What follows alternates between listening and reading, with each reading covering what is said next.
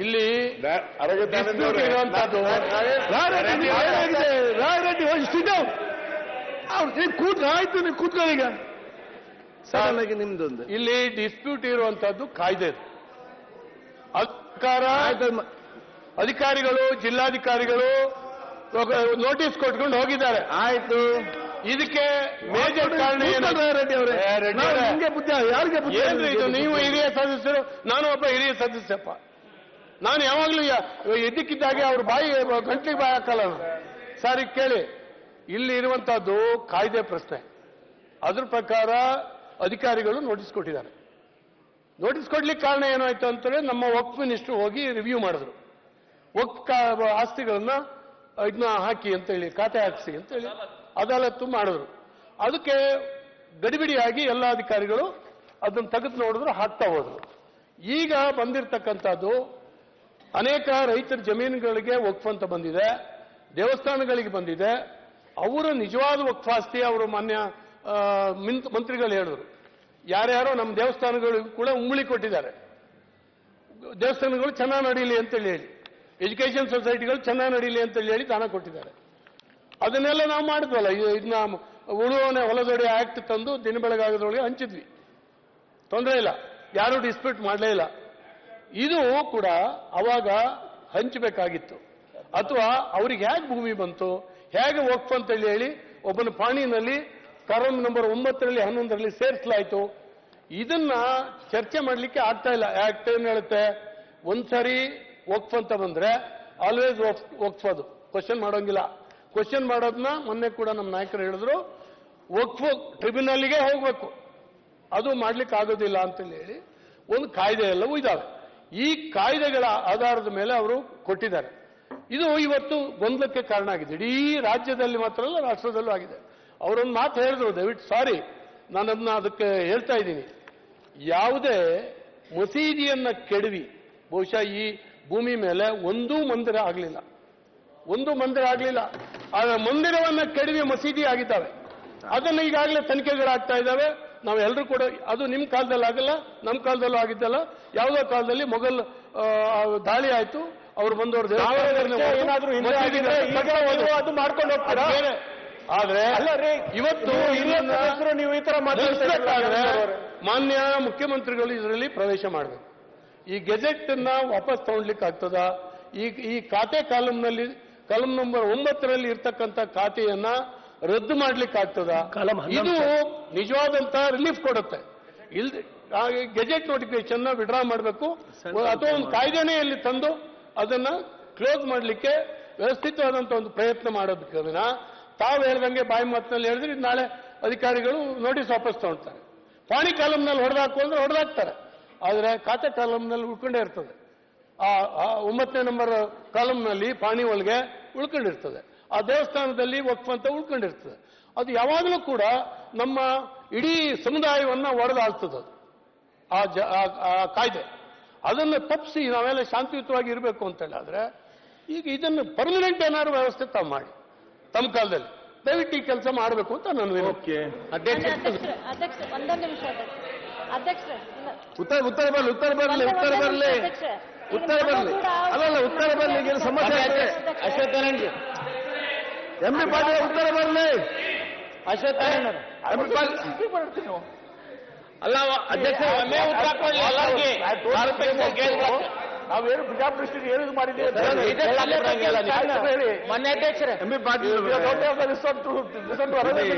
ಸಾರಿ ಸನ್ಮಾನ್ಯ ಅಧ್ಯಕ್ಷರೇ, ಇದು ಮೂಲತಃ ಬಿಜಾಪುರ ಭಾಷೆ ಕೇಳಿ. ನಾನು ಇದು ಪ್ರಾಥಮಿಕವಾಗಿ ಸ್ಟಾರ್ಟ್ ಆಗಿದೆ ಬಿಜಾಪುರದಿಂದ. ಈ ಬಿಜಾಪುರದಲ್ಲಿ ಇದೇನು ವರ್ಕ್ ಇಶ್ಯೂ ಸ್ಟಾರ್ಟ್ ಆಯಿತು, ಕೃಷ್ಣ ಬೈರೇಗೌಡರಿಗೂ ಗೊತ್ತಿದೆ, ಜಮೀರ್ ಅವ್ರಿಗಿದೆ, honourable CM also knows it.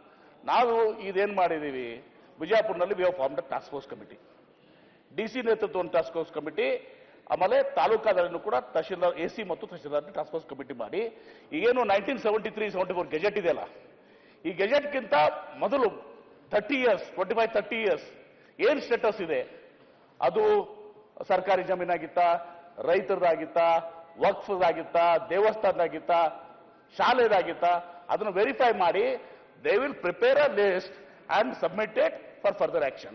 ಇದರಿಂದ ಏನಾಗ್ತದೆ, ಒನ್ಸ್ ಫಾರ್ ಆಲ್ ಇದು ಮಾಡಿ ಈ ಪ್ರೊಸೆಸ್ನ ಮಾಡಿದಾಗ ಈಗ 2-3 ಇಶ್ಯೂಸ್ ರಿಸಾಲ್ವ್ ಆಗಿದ್ದಾವೆ. ನಾನು ಅದರ ಮುಖ್ಯಮಂತ್ರಿಗಳಿಗೂ ಕೂಡ ಹೇಳಿದೆ, ಅದು ಹೇಳಿ ಅಂತ ಹೇಳಿದ್ರು. ಅದಕ್ಕೆ ನಾವು ಕೃಷ್ಣ ಬೈರೇಗೌಡ ಮುಖ್ಯಮಂತ್ರಿಗೆ ಹೇಳಿದಾಗ he said to refer it, ಏನ್ ಮಾಡಿದೀವಿ ಅಂತ ಹೇಳಿ.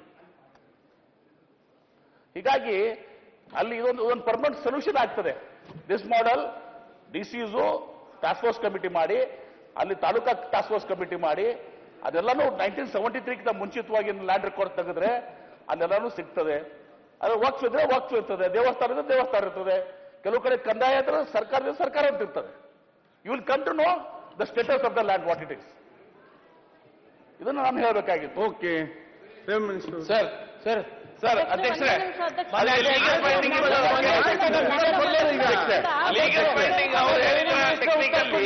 ಲೀಗಲ್ ಬೈಂಡಿಂಗ್ ಇರ್ತದ ಕೇಳಿ.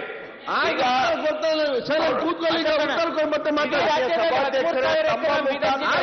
ಉತ್ತರ ಸಿಕ್ಕಿದ್ರೆ ಕೇಳಿ ಮಾರೆ. ಮಾನ್ಯ ಸಭಾಧ್ಯಕ್ಷರೇ, ಈ ವಿಷಯ ಏನಿದೆ ಕಂದಾಯ ಮತ್ತು ವಫ್ ಎರಡಕ್ಕೂ ಸೇರಿದ್ದಿದೆ. ಸಾರ್ವಜನಿಕ ವಲಯದಲ್ಲೂ ಕೂಡ ಪ್ರತಿಭಟನೆಗಳು ಆದಾಗ, ಟೀಕೆ ಟಿಪ್ಪಣಿಗಳು ಆದಾಗ ಕಂದಾಯ ಇಲಾಖೆಯನ್ನು ಸೇರಿಸಿ ಟೀಕೆ ಟಿಪ್ಪಣಿಗಳು ಆಗಿದ್ದಾವೆ. ಕಂದಾಯ ಮಂತ್ರಿಗಳನ್ನು ಸೇರಿಸಿ ನಮ್ಮ ಮೇಲೂ ಕೂಡ ಟೀಕೆನೂ ಆಗಿದೆ, ಆರೋಪನೂ ಆಗಿದೆ. ಹಾಗಾಗಿ ಇದರಲ್ಲಿ ಇವು ವಫ್ದ ವಿಚಾರಗಳು ಆಗಲಿ ಅಥವಾ ಮುಜರಾಯಿ ವಿಚಾರಗಳಾಗಲಿ, ಇಶ್ಯೂ ಏನಿದ್ದು ವಕ್ಫಿಗೆ ಮಾತ್ರ. ಹಾಗಾಗಿ ವಕ್ಫ್ ಮಂತ್ರಿಗಳು ಉತ್ತರ ಕೊಡಿ, ಸರ್ಕಾರದ ಉತ್ತರ ವಕ್ಫ್ ಮಂತ್ರಿಗಳು ಉತ್ತರ ಕೊಡಿ. ನಿಮ್ಮ ಕೆಪಬಲ್ ನೀವು ಕುತ್ಕೊಂಡು ನಾ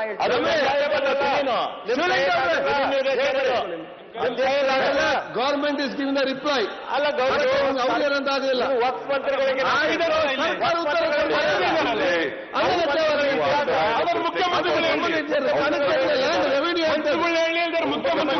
ಮಾತಾಡ್ತಿದೆ. ಅದ್ರ ಜೊತೆಗೆ ಮುಖ್ಯಮಂತ್ರಿಗಳು ನಾವ್ಯಾವುದನ್ನು ರೆವಿನ್ಯೂ ಮಿನಿಸ್ಟರ್ ಪ್ರಶ್ನೆನೇ ಎತ್ತಿಲ್ಲ, ಯಾರು ಎತ್ತಿಲ್ಲ.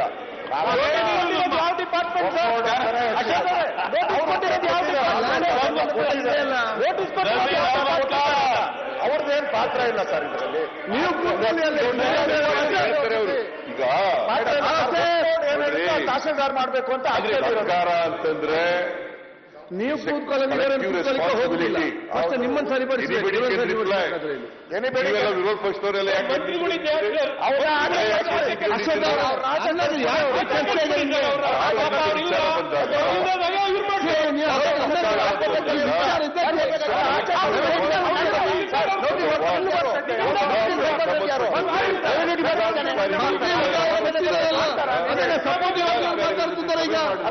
ಮಂತ್ರಿ ಬಸ್ ಉತ್ತರ ಕೊಟ್ಟಿದ್ದಾರೆ. ಉತ್ತರ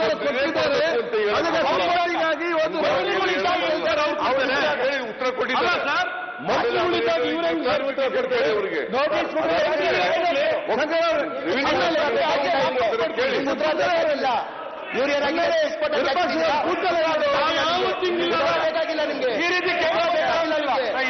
ಉತ್ತರ ಬೇಕಾಗಿಲ್ಲ.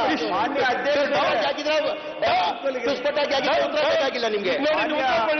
ಅಧ್ಯಕ್ಷರೇ, ಮಾನ್ಯ ವಿರೋಧ ಪಕ್ಷದ ಸದಸ್ಯರುಗಳ ಮಾಹಿತಿಗೆ ಸನ್ಮಾನ್ಯ ಪಾರ್ಲಿಮೆಂಟರಿ ಸಿಸ್ಟಮ್ ಪ್ರೆಸಿಡೆನ್ಷಿಯಲ್ ಗವರ್ಮೆಂಟ್ ಇರೋ ಕಡೆ ಬೇರೆ, ಅವರು ಪಾರ್ಲಿಮೆಂಟರಿ ಸಿಸ್ಟಮ್ ಆಫ್ ಗವರ್ನೆನ್ಸ್ ಇರೋ ಕಡೆ collective responsibility of the cabinet, ಅದು ಆಡಳಿತದ ಸೂತ್ರ. ಹಾಗೂ ಒಂದನೇ ವಿಷಯ. ಎರಡನೇ ವಿಷಯ, ಕ್ಯಾಬಿನೆಟ್ ಅಂತ ಹೇಳಿದ್ರೆ ಕ್ಯಾಬಿನೆಟ್ನ ಎಲ್ಲಾ ಸದಸ್ಯರು ಸಹ ಅದರಲ್ಲಿ ಒಳಗೊಂಡಿರ್ತಾರೆ. It is a collective form of governance. ಎರಡನೇ ವಿಷಯ, ಯಾವಾಗ ಒಂದು ಸಬ್ಜೆಕ್ಟ್, ಒಂದು ವಿಷಯ, ಒಂದು ಇಲಾಖೆಗಿಂತ ಹೆಚ್ಚು ಇಲಾಖೆಗಳ ಸಮನ್ವಯದ ಮೇಲೆ ಅವಲಂಬಿತವಾಗಿದೆ, ಅಂತ ಸಂದರ್ಭದಲ್ಲಿ ಆಯಾ ವಿಷಯಕ್ಕೆ ಸಂಬಂಧಪಟ್ಟಂತ ಬೇರೆ ಬೇರೆ ಇಲಾಖೆಗಳ ಸಚಿವರು ಕೂಡ ಉತ್ತರ ಕೊಡುವಂತಹದ್ದು ಇಲ್ಲಿ ನಡೆದು ಬಂದಿರುವಂತಹ ವಾಡಿಕೆ, ಸಂಪ್ರದಾಯ.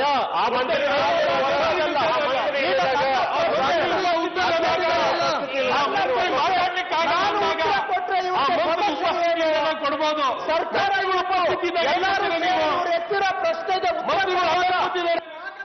ಈಗ ಮಂತ್ರಿಗಳನ್ನು ಉತ್ತರ ಕೊಟ್ಟಿದ್ದಾರೆ.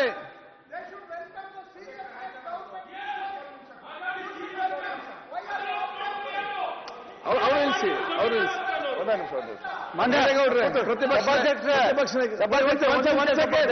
ಸುರೇಶ್ ಪಾಣಿ ಯಾರು ಅಧ್ಯಕ್ಷ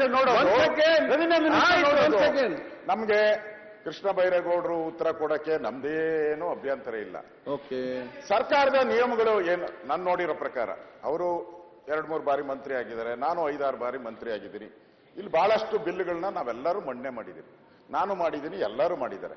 ನಾನು ಪ್ರೆಸೆಂಟ್ ಇದ್ದಾಗ, ನಾನು ರೆವಿನ್ಯೂ ಮಿನಿಸ್ಟರ್ ಇದ್ದಾಗ ನಾನು ಇಲ್ಲೇ ಕೂತ್ಕೊಂಡು ಇನ್ನೊಬ್ರು ಆ ಬಿಲ್ನ ಮಂಡನೆ ಮಾಡೋ ಅಂತ ಪ್ರಕರಣನೇ ನಾನು ನೋಡಿ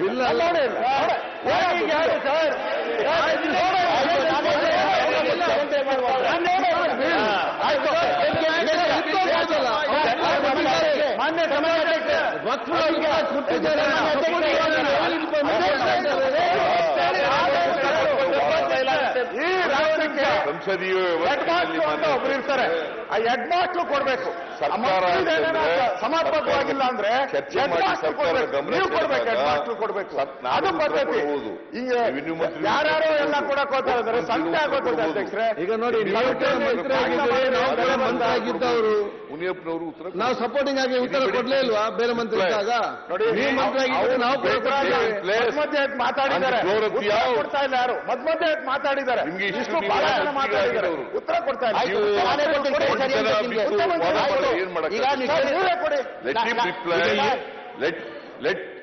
ರೆವಿನ್ಯೂ ಮಿನಿಸ್ಟರ್ ಸಾಧ್ಯ ಇಲ್ಲ ಅಂತ ಹೇಳ್ತೀನಿ. ಅವ್ರಿಗೆ ಕೇಳಬೇಕಾಗುತ್ತೆ, ಅವ್ರು ಕೂತ್ಕೊಂಡು ಕೇಳಬೇಕಾಗುತ್ತೆ. ಅವ್ರು ಏನಾದ್ರು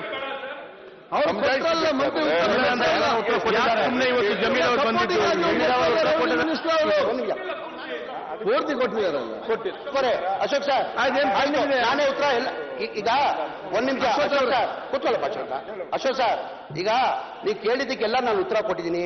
ಒಂದು ಪ್ರಶ್ನೆ ನೀವು ಕೇಳಿದ್ರಿ, 110 ಮನೆ ಮೈಸೂರಲ್ಲಿ ನೋಟಿಸ್ ಕೊಟ್ಟಿದ್ದಾರಂತ. ಅದನ್ನ ನಾನು ನಿಮ್ಮ ಕಾಲದಲ್ಲಿ ಅಂದ್ರೆ ಅವ್ರ MLA ಅವರು ಇಲ್ಲ MLA ನಮ್ಮ ಕಾಲದಲ್ಲಿ ಅಂತಾರೆ. ಅದು ಆಕ್ಟ್ ಬಂದಿದ್ದ ಹಿನ್ನೆಲೆಯಲ್ಲಿ ನೋಟಿಸ್ ಕೊಟ್ಟರೆ ನೀವು ಹೇಳಿದಿರಿ ಅದಕ್ಕಿಂತ ಮುಂಚೆ ಆ ಆಕ್ಟ್ ಹಿನ್ನೆಲೆಯಲ್ಲಿ ನೋಟಿಸ್ ಮಾಡಿದ್ವಿ ಅಂತೇಳಿ. ಆ ಹಿನ್ನೆಲೆ ಆಯ್ತು, ನಾವೇ ಕೊಟ್ಟಿದ್ದೀವಿ ಅಂತ ತಿಳ್ಕೊಳ್ಳಿ, ನಾವೇ ಕೊಟ್ಟಿದ್ದೆ ಅಂತೇಳಿ ನೀವ್ ಹೇಳಿದ್ ನೀವ್ ಹೇಳ್ತಾರ ಹೇಳಿದ್ ನಾನು. ಅದಕ್ಕಿಂತ ಮುಂಚೆ ಏನಂದ್ರಿ ನೀವು? ಇಲ್ಲ, ನೋಡಿಲ್ಲ, ಅದು ನೋಡ್ಬೇಕದು. ನನ್ ಗೊತ್ತಿದ್ದಾಗ ಮಾಹಿತಿ ಇದ್ದಂಗೆ ನೀವು ನಿಮ್ಮ ಸರ್ಕಾರದಲ್ಲಿ ಹಿಂದಿನ ಸರ್ಕಾರ ನೋಟಿಸ್ ಕೊಟ್ಟಿದೆ ಅಂತ ಇದೆ. ಅದಕ್ಕಿಂತ ಮುಂಚೆ ನೀವೇನಂದ್ರಿ? ಈ ಆಕ್ಟ್ ತಂದಿರೋದು ಹಿನ್ನೆಲೆಯಲ್ಲಿ ನೋಟಿಸ್ ಮಾಡಿದ್ವಿ ಅಂತ ತಾವ್ ಹೇಳಿದೀರಾ. ಈಗ ನಾನು ನೋಟಿಸ್ ಕೊಟ್ಟು ಹೋದ್ರೆ ನೀವು ಕೊಟ್ಟಿಸು ಒಂದೇ ಆ ಆಕ್ಟ್ ದಿಂದ ನೋಟಿಸ್ ಕೊಟ್ಟಿದೀವಿ ಅದು ಅಂತ ಕೇಳಿದಿರಾ? ಯಾವುದೋ ಒಂದು ಸ್ಕೂಲ್ ಕಟ್ಕೊಂಡಿದ್ದೀರಾ ಅಂತ ಹೇಳ್ತಿರ್ತಾವೆ. ಆ ಸ್ಕೂಲ್ ಅದು ನನ್ ಬಂದಿರೋದ್ ಮಾಹಿತಿಯಲ್ಲಿ ಅದು ಒಗ್ಬೋರ್ಡ್ ಆಸ್ತಿನೇ ಅಂತ, ಅದಕ್ಕಂತ ನೋಟಿಸ್ ಕೊಟ್ಟಿದ್ದಾರೆ. ಅದ್ ಬನ್ನಿ, ನಾನು ನೀನ್ ಕೂತ್ಕೊಳ್ಳುವ, ಚರ್ಚೆ ಮಾಡುವ. ಹಂಗೇನಾದ್ರು ಒಗ್ಬೋರ್ದಿಲ್ಲ ಅಂದ್ರೆ ನಾನು ಬಿಡಕ್ ಸಿದ್ಧ. ಯಾರ್ದನ ಇರ್ಲಿ, ಬಿಡಕ್ ಸಿದ್ಧ ಅಂತ ಇದಿಲ್ಲ ನಾನು ಬಿಡಕ್ ಸಿದ್ಧ ಅಂತ ಇದಿಲ್ಲ. ಅದ್ ನನ್ ಬಂದಿರ. ಈಗ ನೋಟಿಸ್ ಯಾರ್ದನ ಆಸ್ತಿಗೆ, ನಿಮ್ಮ ಆಸ್ತಿಗೆ ನಾನು ತಗೊಳಕ್ ಸಾಧ್ಯನಾ? ನೀವು ರೆವೆನ್ಯೂ ಮಿನಿಸ್ಟರ್ ಕೆಲಸ ಮಾಡಿದ್ದೀರಾ? ಒಂದ್ ನಿಮಿಷ ಇರಿ ಸರ್. ನೀವು ರೆವೆನ್ಯೂ ಮಿನಿಸ್ಟರ್ ಕೆಲಸ ಮಾಡಿದ್ದೀರಾ? ಯಾರ್ದನ್ನ ಆಸ್ತಿ ಯಾರನ್ನ ತಗೊಳಕ್ ಸಾಧ್ಯನಾ? ಯಾರನ್ನ ಆಸ್ತಿ ಯಾರನ್ನ ತಗೊಳಕ್ ಸಾಧ್ಯನಾ? ಈಗ ಅಧಿಕಾರಿಗಳು ಮಂತ್ರಿ ಸೂಚನೆ ಕೊಟ್ಟ ತಕ್ಷಣ ಮಂತ್ರಿಗಳು ನೋಟಿಸ್ ಕೊಡ್ತಾರಾ? ನೋಟಿಸ್ ಇಲ್ಲ. ನೀವು ರೆವೆನ್ಯೂ ಮಿನಿಸ್ಟರ್ ಆಗಿದ್ದೀರಾ? ಮಂತ್ರಿ ರೆವೆನ್ಯೂ ಮಿನಿಸ್ಟರ್ ಆಗಿದ್ದೀರಾ?